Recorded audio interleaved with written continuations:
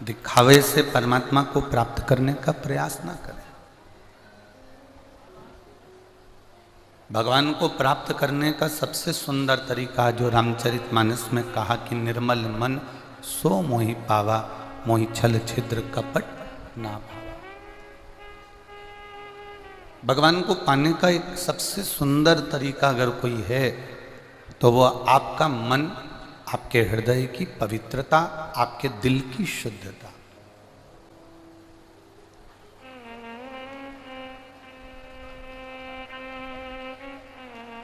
साबुन लगा लेने से या शरीर पर साबुन मल लेने से शरीर का मेल साफ हो सकता है, पर मन का मेल साबुन से कभी साफ नहीं। मन के मेल को साफ करने का एक तरीका है कि हम भगवान की भक्ति में रमें और सत्संग के माध्यम से, भजन के माध्यम से, कीर्तन के माध्यम से अपने मन के मेल को हम समाप्त करें।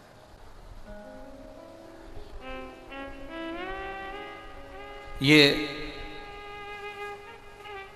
वो कहे मन बड़ा चंचल है, कैसे तेरा भजन करूं, जितना इसे समझाऊं उतना मचलता है। आप इसे जितना संवारने का प्रयास करोगे, आप जितना इसको संवारने के लिए लेकर जाओगे, ये मन उतना विचलित होता चले जाएगा।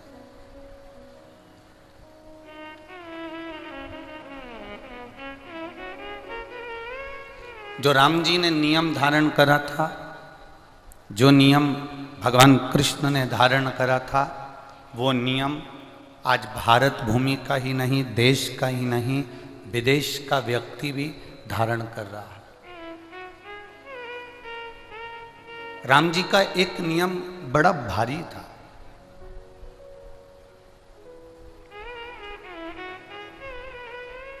राम जी का एक नियम, कभी कभी आपने रामेश्वर धाम की अगर कथा सुनी हो कि भगवान शंकर का रामेश्वर धाम में भगवान राम जी ने शिव जी की स्थापना करी, शिव जी को प्रतिष्ठित करा।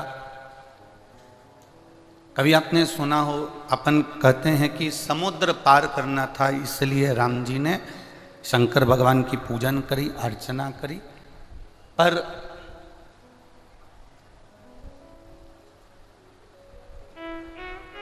कभी साउथ की एक रामायण का स्मरण करिएगा।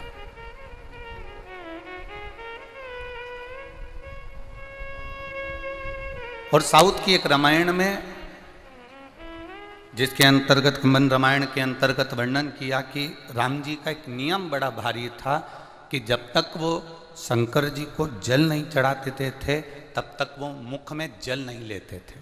यह राम जी का नियम था। शिव जी को जल चढ़ाए बिना मेरे राम जी जल पीते नहीं थे। शंकर जी को जल चढ़ाए बिना मेरे राघव जी जल पीते नहीं थे। उनका जो नियम था वो बड़ा भारी था। जब समुद्र के किनारे पहुंच गए, समुद्र के तट पर पहुंच गए, तब राम जी को प्यास लगी तो राम जी ने लक्ष्मण जी से कहा, लखन, ए लखन। लखन बोले, जी भैया, बहुत प्यास लग रही है, पर समुद्र के तट पर तो खारा ही खारा पानी है, और ये समुद्र के तट पर जो खारा पानी है मैं पीऊं तो पीऊं कैसे? जाओ कहीं से मीठा जल, निर्मल जल मेरे लिए लेकर आओ। लखनलाल जी गए, भगवान श्री लक्ष्मण जी शेषनाग अवतारी मेरे लखनलाल जी गए, जल लेकर आए और उन्होंने बालू रेत का शिवलिंग बनाकर उस पर जल चढ़ाया। तब मेरे राम जी ने जल को पिया, तब मेरे राम जी ने जल का आचमन करा। राम जी का एक नियम प्रबल था कि बिना जल चढ़ाए वो जल नहीं पीते थे। भगवान कृष्ण का एक नियम था, बिना जल चढ़ाए वो अपने द्वारका के सिंहासन पर नहीं बैठते थे। राजा विक्रमादित्य का एक नियम था, वो भगवान शंकर को जल चढ़ाए बिना अपने 32 सिंहासन पर नहीं बैठते थे। और राजा भोज का नियम था कि वो भगवान को जल चढ़ाए बिना अपनी सत्ता को ठीक तरह से एक निर्णायक के रूप में, जब तक वो जल ना चढ़ाते थे तब तक निर्णय नहीं दिया करते थे। ऐसा जब तक जल ना चढ़ाया राम जी ने तब तक जल नहीं पिया। भगवान कृष्ण ने जब तक जल नहीं चढ़ाया तब तक द्वारका के सिंहासन पर बैठते नहीं थे। रुक्मणी जी ने पूछा आज आप सिंहासन पर नहीं बैठे? भगवान कहते थे कि मेरा जल चढ़ाना रह गया है, मैं जल चढ़ाऊंगा, सिंहासन पर बैठूंगा। एक बार भगवान कृष्ण ने रुक्मणी जी से पूछ लिया था, सीता जी ने राम जी से पूछ लिया था कि तुम बिना जल के पानी नहीं पीते, तुम बिना जल के सिंहासन पर नहीं बैठते। विक्रमादित्य जी से भी पूछा गया कि आप बिना जल के अपने 32 सिंहासन पर नहीं बैठते, आखिर कारण क्या है? तो राम जी ने कहा कि जल चढ़ाकर जल पीता हूँ, उससे मेरी इंद्रियां प्रबल होती हैं। और भगवान कृष्ण कहते हैं जल चढ़ाकर सिंहासन पर इसलिए बैठता हूँ क्योंकि मुझसे कोई निर्णय गलत ना हो जाए और पूरे राष्ट्र का उत्थान हो जाए, इसलिए मैं सिंहासन पर जल चढ़ाकर बैठता हूँ। इससे जल की मूलता बड़ी है, इस जल की बड़ी प्रबलता है।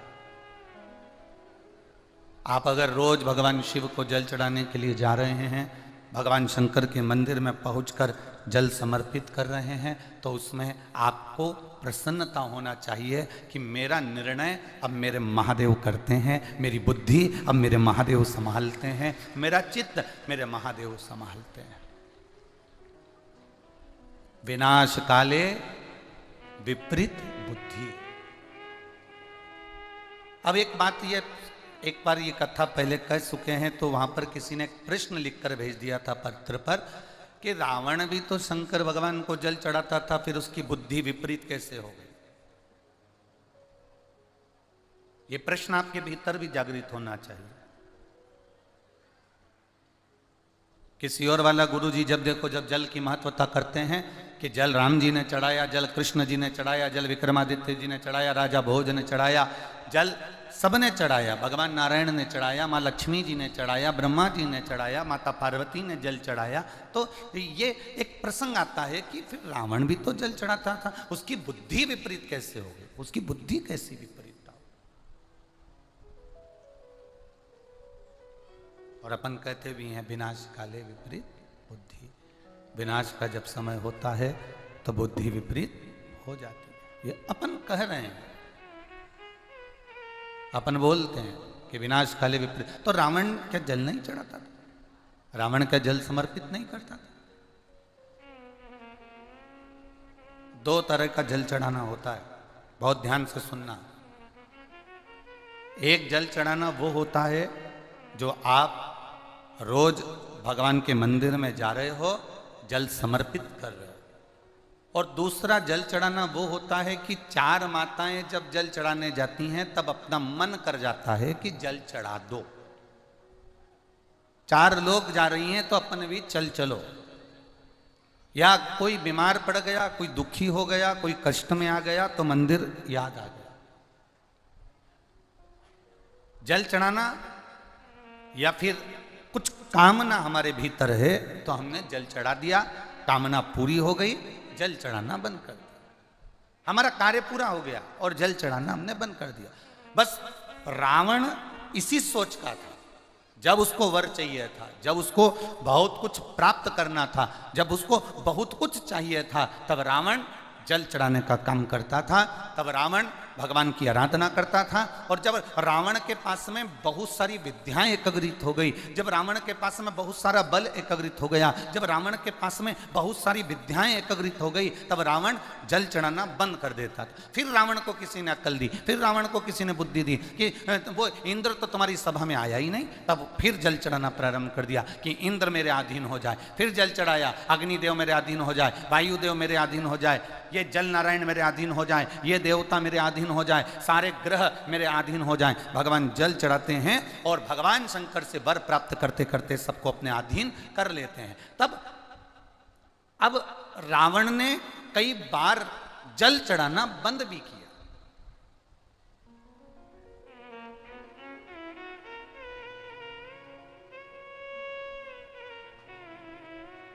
मांगने के लिए हमने भगवान की आराधना कर ली, मांगने के लिए हमने बहुत कुछ आराधना करी, पर उसके बाद जब हमारा कार्य सिद्ध हो गया तो हमने भगवान का द्वार छोड़ दिया।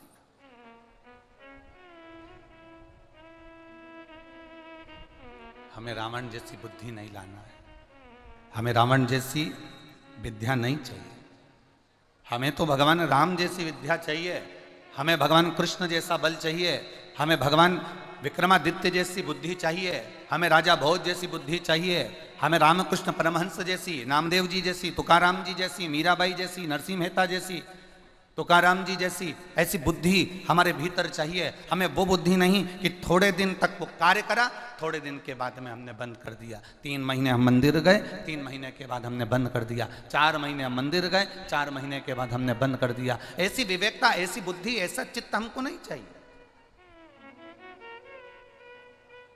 हम भगवान का गुणगान नित्य प्रति करते रहे, हम भगवान का भजन नित्य प्रति करते रहे, हम भगवान का स्मरण नित्य प्रति करते रहे, हम भगवान का मंत्र जाप नित्य प्रति करते रहे। आप आए नहीं और सुबह हो गई, मेरी पूजा की थाली धरी की धरी रह गई। आखिर कारण क्या है, क्यों धरी रह गई? ऐसी कौन सी हमसे गलती हो गई? ऐसा क्या हो गया जिसके कारणवश भगवान हमारे सम्मुख में नहीं आते, जिसके कारणवश भगवान हमारे सामने नहीं आते?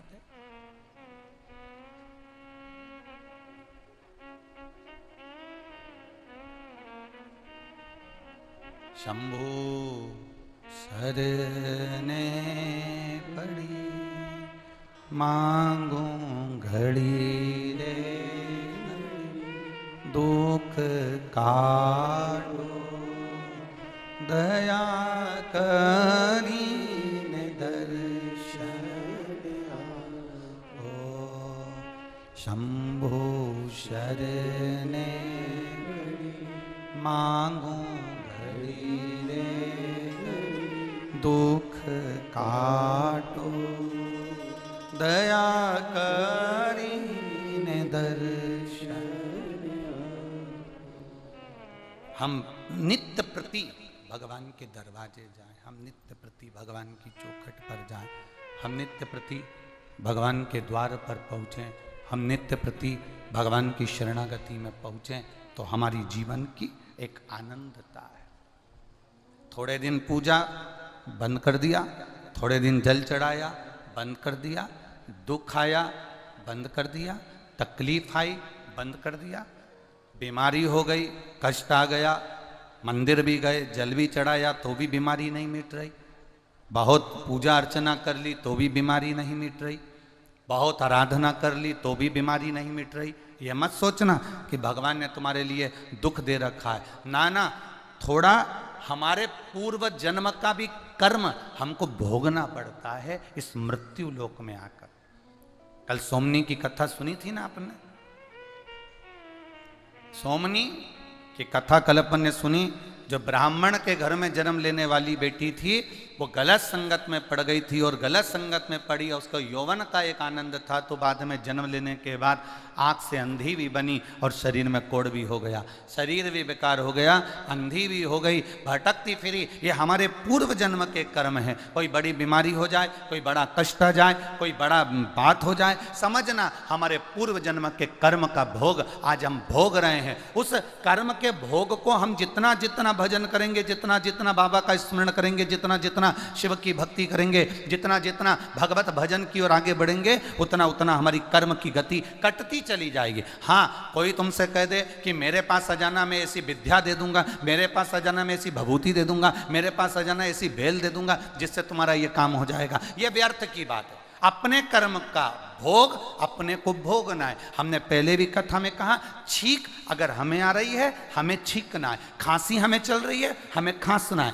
भूख हमें लग रही है भोजन हमें करना है, प्यास हमें लग रही है पानी हमें पीना है, दर्द हमें हुआ है तो गोली हमें खाना है। उसी तरह अगर कष्ट हमको है तो भगवान का भजन भी हमें करना है जिससे यह कष्ट मिट जाए। उस प्रभु का नाम हमको जपना है जिससे हमारे जीवन का ये कष्ट, हमारे जीवन की ये तकलीफें, हमारे जीवन का ये दर्द हमारा स्वयं का समाप्त हो जाए। ये हमको करना, हमारे लिए।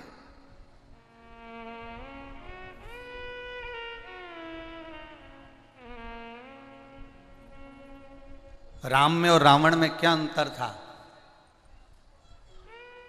एक विशाल अंतर, एक बहुत बड़ा अंतर राम जी में और रावण में था।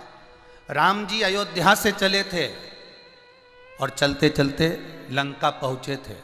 जितनी जगह से राम जी निकल कर गए थे, आपकी अयोध्या में तो राम जी का पथगमन, राम पथगमन बना है और बड़ा सुंदर राम पथगमन बन रहा है, जहाँ से राम जी चल कर गए। ज़्यादा से ज़्यादा राम जी सबसे ज़्यादा चले हैं तो छत्तीसगढ़ की धरा पर चले हैं, इसलिए आपको बहुत बहुत साधुवाद।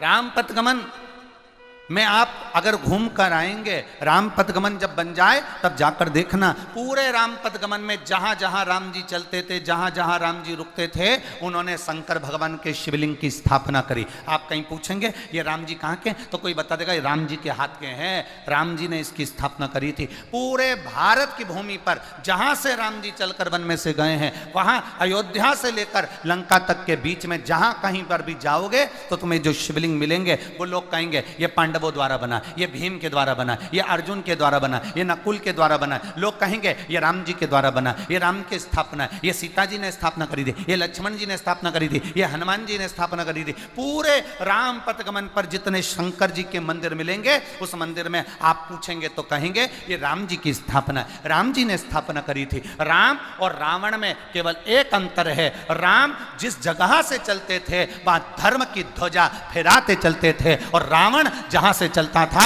वह धर्म को समाप्त करते हुए चलता था।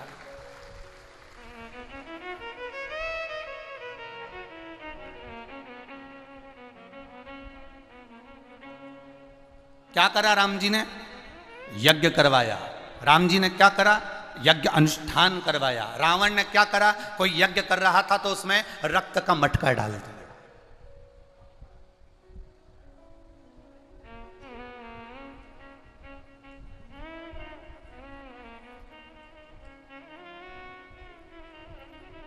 कितने भाई हैं राम जी? जम के बोलो जरा, जम के जरा बोलो। 4 भाई। राम जी का नियम है जल चढ़ाए बिना जल नहीं पीते, ठीक है। दूसरे नंबर पर भरत जी, दूसरे नंबर पर है भरत। भरत जी का नियम है ब्राह्मण को भोजन कराते हैं और शिव जी का अभिषेक करते हैं। भरत जी का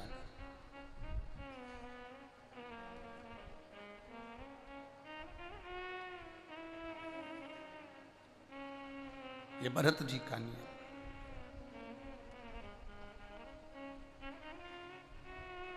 राम जी का नियम है जल चढ़ाएंगे तब जल पिएंगे,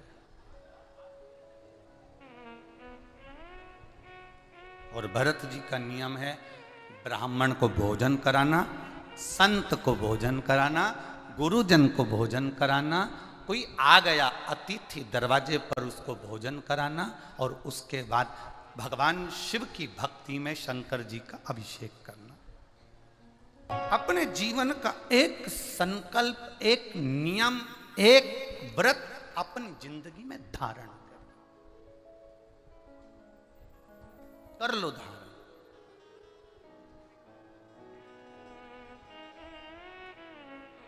राम जी जैसे नियम धारण कर कर धर्म की ध्वजा आगे फहराने का एक नियम बना।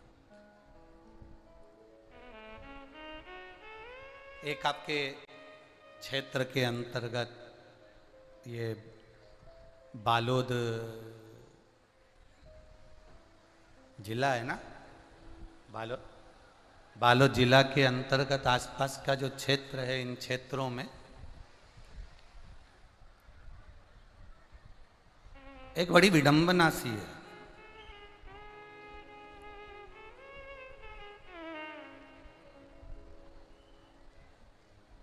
राम जैसे लोग थोड़े कम हो गए और रावण जैसे लोग बढ़ गए।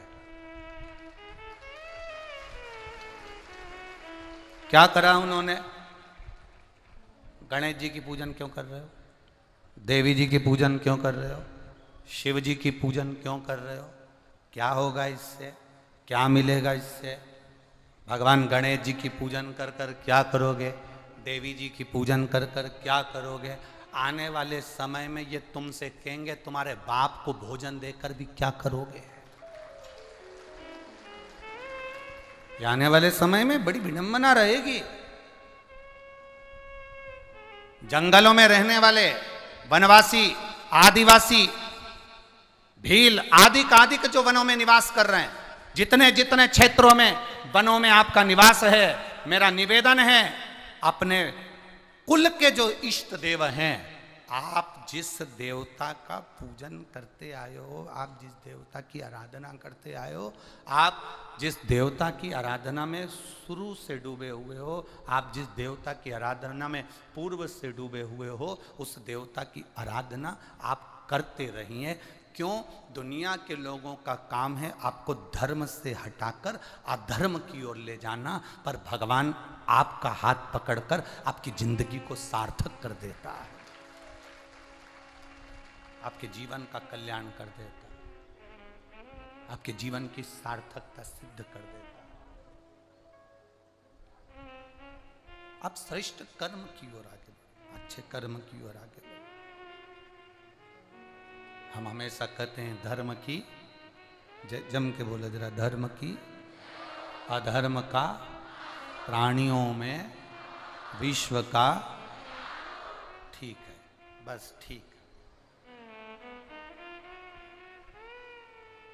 तुम्हारे बोलने से हो जाएगा? फिर करना क्या पड़ेगा? फिर से बोल लो, धर्म की, अधर्म का, प्राणियों में, विश्व का।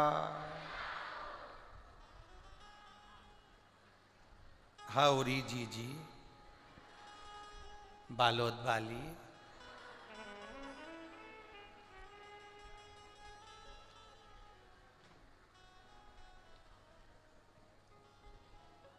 अपन तो तोड़ा, सुर्रा, पुत्री और करधन पहनो और आग लगन दो। अपने कई कर।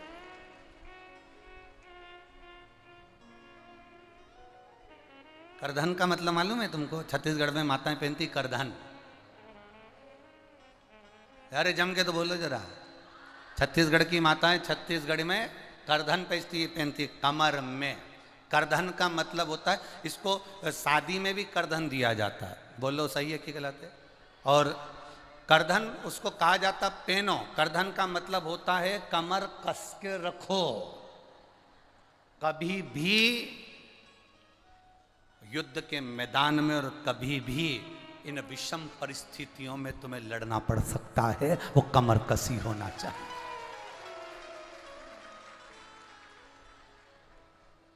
एक होता है तोड़ा,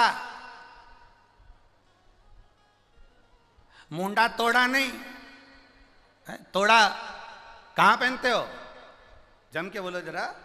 पांव के अंदर तोड़ा, ऐसा मोटा सा, बड़े आनंद के साथ में वो मोटा एक कड़ी जैसा होता है तोड़ा,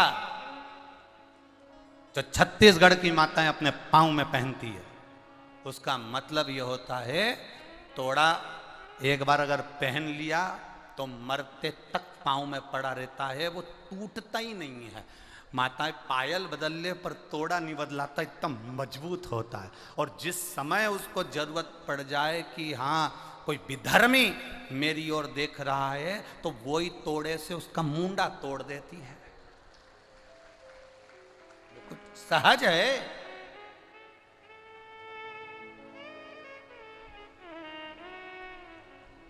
फिर से बोलो, धर्म की, अधर्म का, प्राणियों में, विश्व का।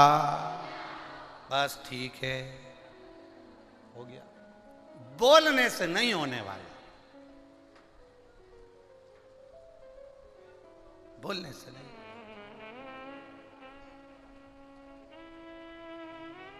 अब थोड़ा सा करके भी दिखाना है आपको, थोड़ा सा करके दिखाना है आपको।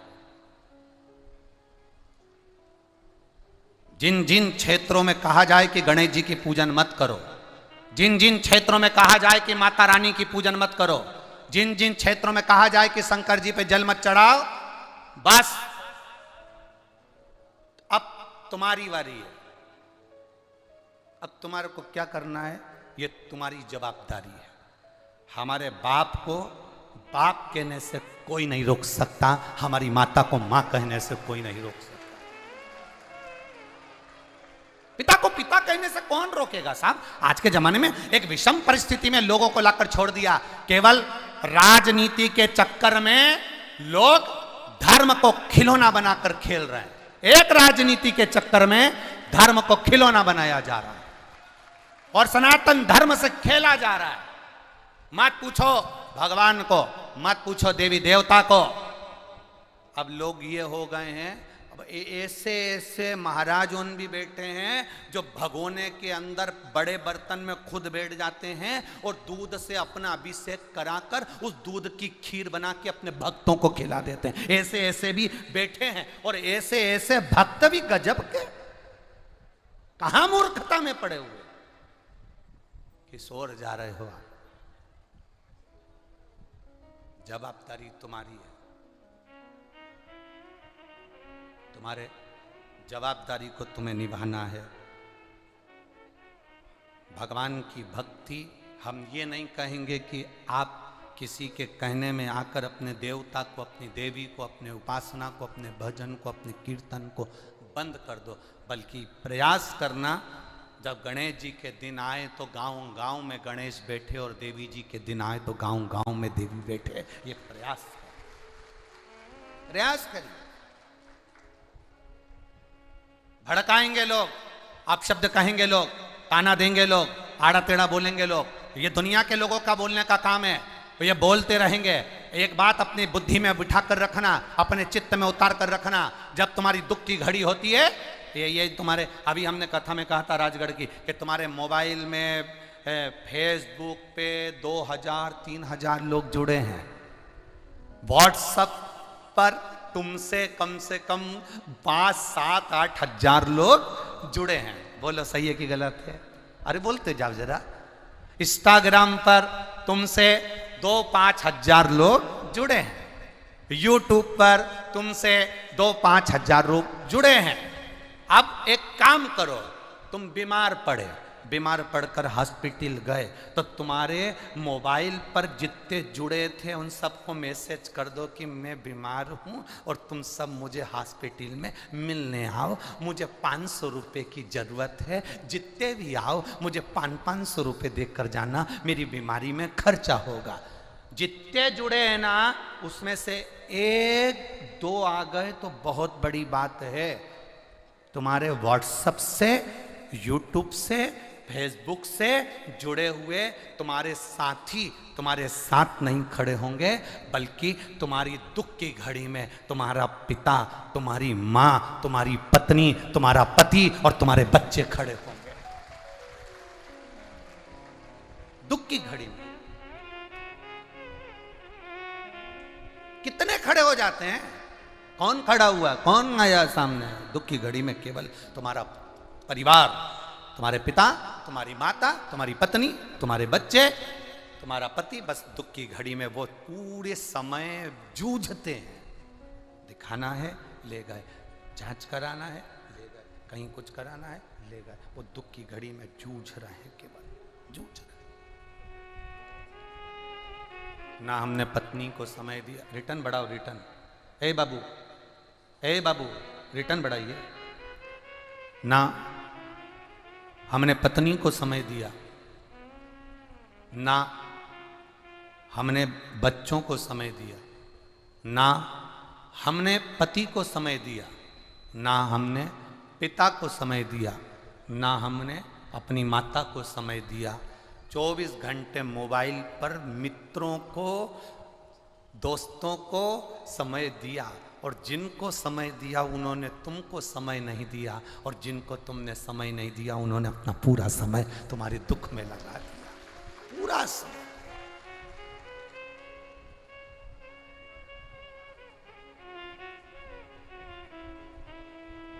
जब कोई नहीं आता मेरा बाबा आता है, मेरे दुख की घड़ी में बड़ा काम आता है। जब महाराज आपकी विषम परिस्थिति में, आपकी दुख की घड़ी में, आपकी तकलीफ की घड़ी में, आपके कष्ट की घड़ी में कोई नहीं आएगा, तब वो विश्वनाथ मेरा भोलेनाथ, तुमने जो एक लोटा जल समर्पित करा है, वो शंभु, वो त्रिकालदर्शी, वो कैलाशी तुम्हारे तकलीफ की घड़ी में तुम्हारे सामने खड़ा मिलेगा। बाकी का कोई आया कि नहीं आया पता नहीं। बोल बम का नारा है,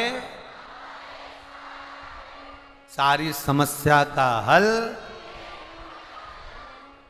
राम जी ने नियम बनाया था जल का, भगवान कृष्ण ने नियम बनाया था जल का, विक्रमादित्य जी ने नियम बनाया था जल का, राजा भोज जी ने नियम बनाया था जल का। जल चढ़ाने में जो नियम है वो नियम मत दो। एक बार अगर पशुपति व्रत करा नहीं फायदा मिला, दूसरी बार एक नियम बड़ा पक्का होना चाहिए, एक नियम बड़ा प्रबल होना चाहिए। दो असुर हुए, दो राक्षस हुए, दो असुर हुए और बड़े प्रबल असुर थे, वो बड़े प्रबल। उसमें से एक का नाम था बतापी और दूसरे का नाम था इलवल। उसको लोग अतापी भी कहते थे। एक बतापी था, एक अतापी था। अतापी का नाम इलवल था। बड़े प्रबल थे।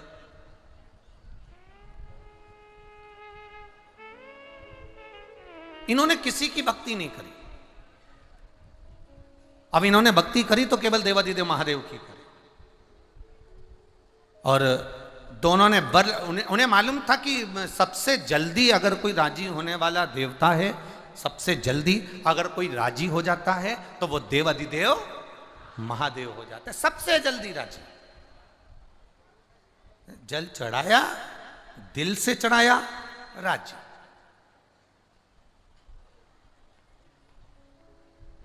शिव मंदिर के सामने से निकलकर चले गए, मंदिर के अंदर भी नहीं गए, दिल से शिखर का दर्शन कर लिया और हाथ जोड़कर कह दिया, बाबा इस कार्य के लिए जा रही हूं, आप संभाल लेना बाबा, तेरे भरोसे हूं बाबा, बस तू संभाल लेना।